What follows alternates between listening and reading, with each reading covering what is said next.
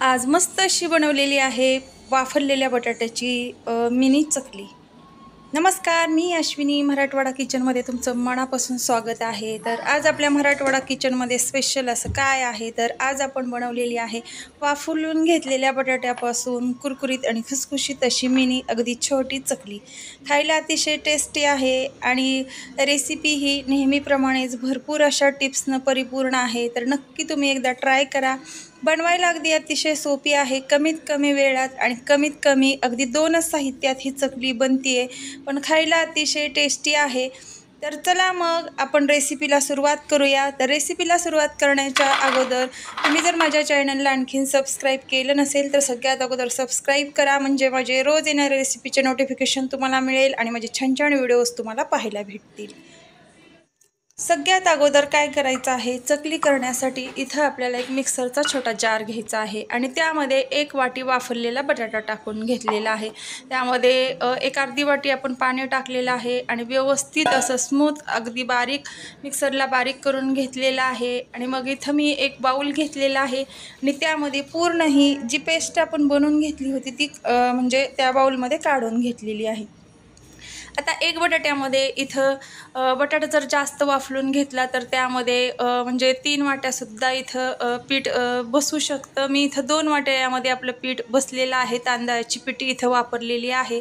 त्यामध्ये टाकलेलं आहे चवीनुसार मीठ, पाव चमचा धना पावडर, पाव चमचा ओवा पावडर, पाव चमचा जिरा पावडर टाकलेली आहे।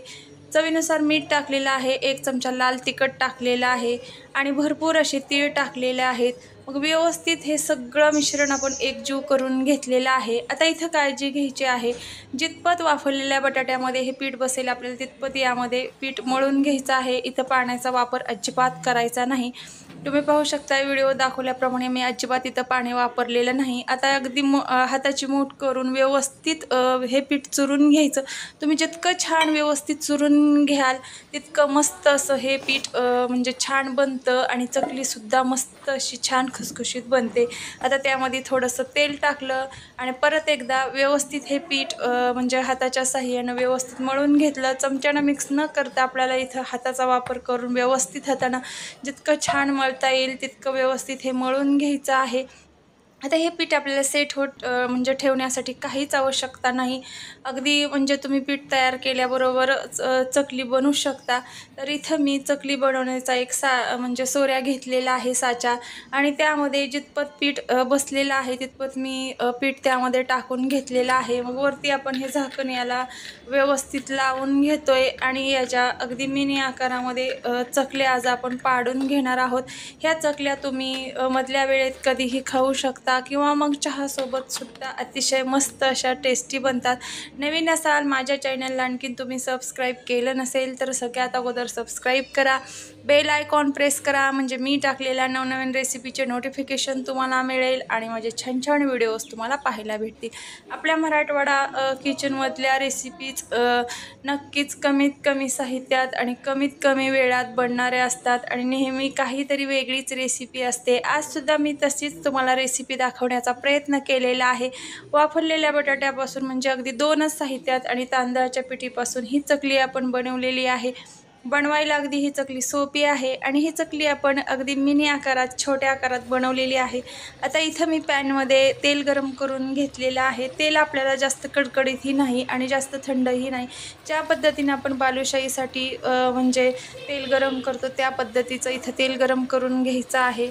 आणि तुमची कढई कितपत मोठी आहे किंवा छोटी आहे त्यानुसार तुम्ही यामध्ये चकल्या टाकू शकता। इथं मी छोट्या आकाराच्या चकल्या असल्यामुळे एक 8 ते 9 चकल्या आरामात आपण एका बॅचेसमध्ये तळू शकतो।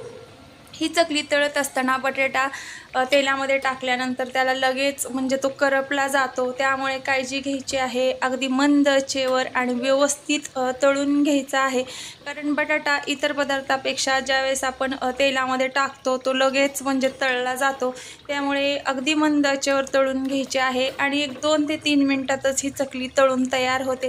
तुम्ही पाहू शकताय अगदी कमीत कमी वेळात आपली चकली तळून तयार झालेली आहे। तेलकट तर अजिबात होत नाही, कारण इथं आपण पीठ मळताना तेलाचा सुद्धा वापर केलेला नाही। अगदी तांदळाची पिठी आणि जे आपले रेग्युलरचे मसाले आहेत ते आणि वाफरलेला बटाटा यापासूनच बनवलेले आहे। तर दुसरे सुद्धी चकली मी याच पद्धतीनं तुम्हाला तळून दाखवते आहे. नक्की या पद्धतीने तुम्ही बटाट्याची चकली करून बघा. खूप मस्त आणि खूप कमीत कमी वेळात आणि घरच्या साहित्यात बनणारी ही चकली आहे. तर इथे बघा मी एक डिश घेतलेली आहे. तुम्ही पाहू शकताय कलरसुद्धा याला अप्रतिम असा आलेला आहे. ज्यावेळेस डिशमध्ये काढल्यानंतर सुद्धा किती छान असा कलर दिसतो, म्हणजे पाहिल्यानंतरच आपल्याला खाण्याची इच्छासुद्धा होईल. एवढा मस्त असा याला कलर आलेला आहे आणि खाण्यासाठी सुद्धा तितकीच टेस्टी ही चकली बनलेली आहे. तर नक्की या पद्धतीने तुम्ही ट्राय करा आणि मला कमेंट करून सांगा तुमचीसुद्धा कमीत कमी वेळात आणि कमीत कमी साहित्यात अगदी टेस्टी अशी बटाट्याची चकली बनलेली आहे का. तर इथं त्यासोबत सॉस घेतलेला आहे. ही चकली सॉससोबत अप्रतिम अशी लागते. किंवा मग तुम्ही इथं दही चटणीसुद्धा वापरू शकता, जी डोसा इडलीसाठी आपण वापरतो त्यासोबतसुद्धा मस्त अशी लागते. किंवा तुम्ही मग चहासोबतसुद्धा खाऊ शकताय. चला भेटू मग उद्या 1 वाजता.